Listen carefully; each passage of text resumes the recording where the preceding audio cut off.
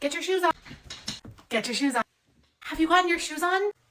Get your shoes on. I already asked you to get your shoes on.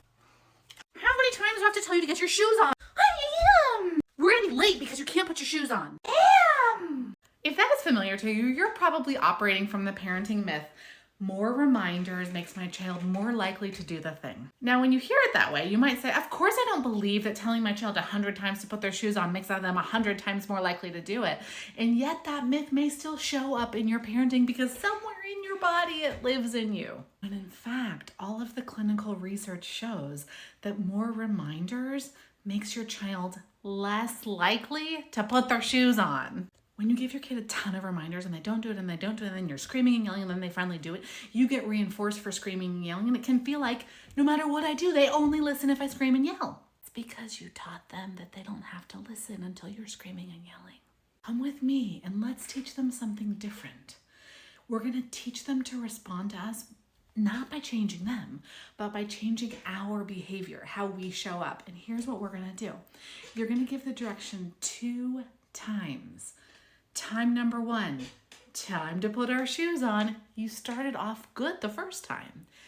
Time number 2, you are going to intervene and help your child put their shoes on. Time to get shoes. They're still on this balance beam. You got to go get the shoes, or you need to get the child towards the shoes, or you're going to bring the shoes to the child. You pick. If you're bringing the shoes to the kid, okay. Bring them over, put them down. Visual supports. Here's shoes. Time for shoes, and melodic intonation. You may need to help the child off the balance beam. If they're still not coming off, maybe you need to help them get off the balance beam by closing up. Balance beam is done in 5, 4, 3, 2, 1. Now it's time to hop on off and get on shoes. Get on shoes. Now it's time to get on shoes. This is how you do it, guys.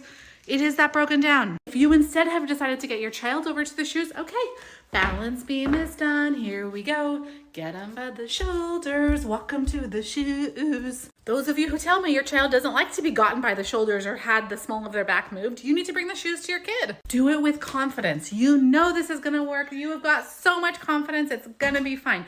When your child feels that kind of confidence, trust me, they will follow you. Now you have to do that over and over and over until your child learns that when you give a direction, they're either going to cooperate or you're going to help them cooperate the second time. But remember, you already taught them that they don't have to listen until you're yelling. So there's going to be a transition process. Go gentle on yourself and gentle on your child through that transition.